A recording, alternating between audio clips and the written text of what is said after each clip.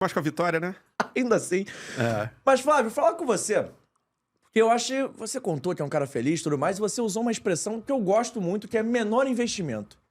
Mas eu quero a opinião do Flávio, pessoa física, tá? Esquece CNPJ, eu quero o CPF.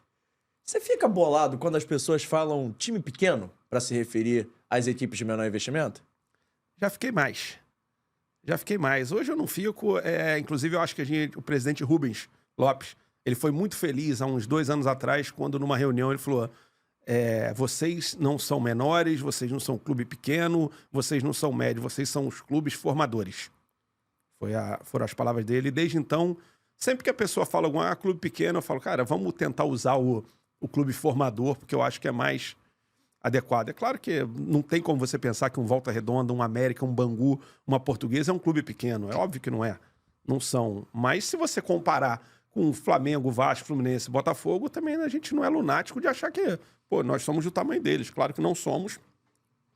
Mas já me incomodou mais. Hoje a gente releva e fala, não, é clube formador. Eu tô nesse processo de aprender a falar clube formador, clube de menor investimento, que realmente não são clubes pequenos, né? E a gente falando do Volta Redonda a nível regional, o Volta Redonda vem incomodando muito nos campeonatos cariocas. E queria que você falasse um pouquinho mais desse processo, como é que tá sendo, porque o Volta Redonda, se eu não me engano, nos últimos 4 campeonatos fez 3 semifinais. Só para complementar, essa questão de... A gente entende quando a pessoa fala clube pequeno, ela não tá querendo desmerecer. Se você em algum momento aqui pegar e falar assim, dos pequenos, o Volta Redonda é o que tá melhor. A gente entende que não é desmerecimento, é uma maneira de falar. A gente teve um campeonato carioca muito ruim em 22, né? Que é muito um tema até polêmico, que muitas pessoas falam, pô, caiu e voltou no mesmo ano e tal. A gente vai falar sobre isso também. Mas em 2020, nós chegamos, se eu não me engano, a gente chegou em 4 semifinais nos últimos 4 anos, porque 2020 ainda eram 2 turnos, nós fomos para a semifinal da Taça Guanabara, pegamos quem? Flamengo. Daquele time que vinha de campeão da Libertadores. Ainda era o Jorge Jesus, o treinador. Ainda era o Jorge Jesus. Fomos para a semifinal da Taça Rio, pegamos quem? Flamengo de novo. 2021, semifinal, pegamos quem?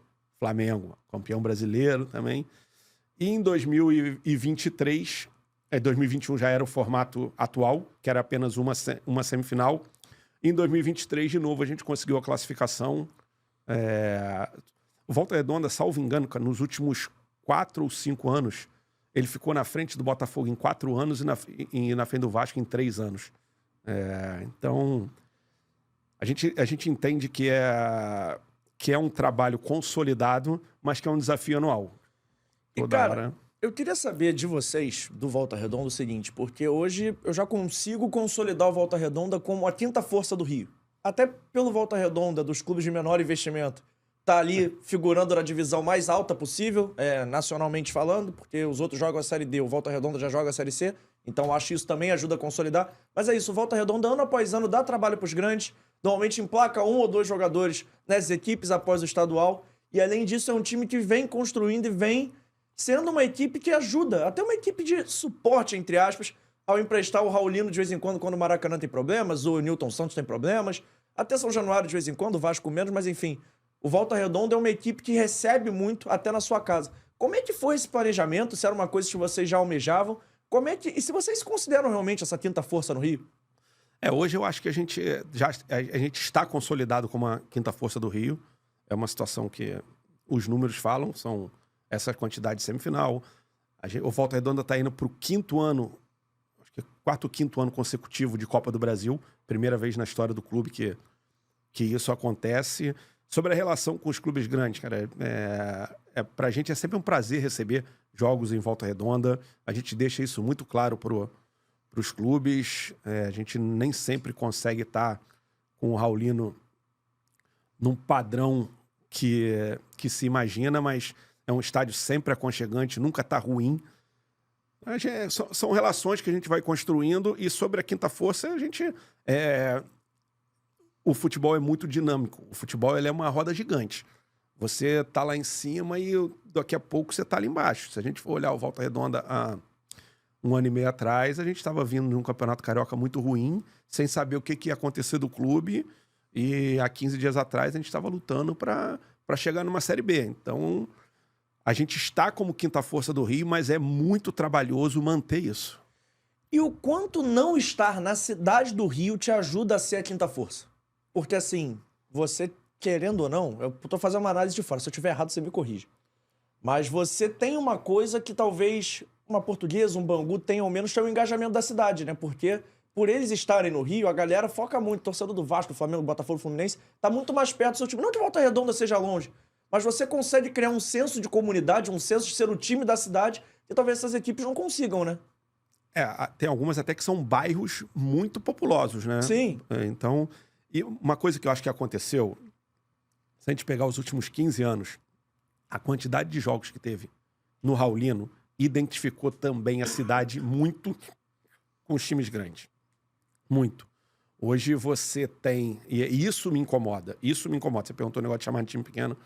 Isso me incomoda. O torcedor do Flamengo, do Fluminense, do Vasco, que muitas vezes ele não se importa muito com o clube da cidade. E por quê? Eu acho que o excesso de jogos desses clubes em Volta Redonda criou essa relação. E a gente vai tentando. A gente vai...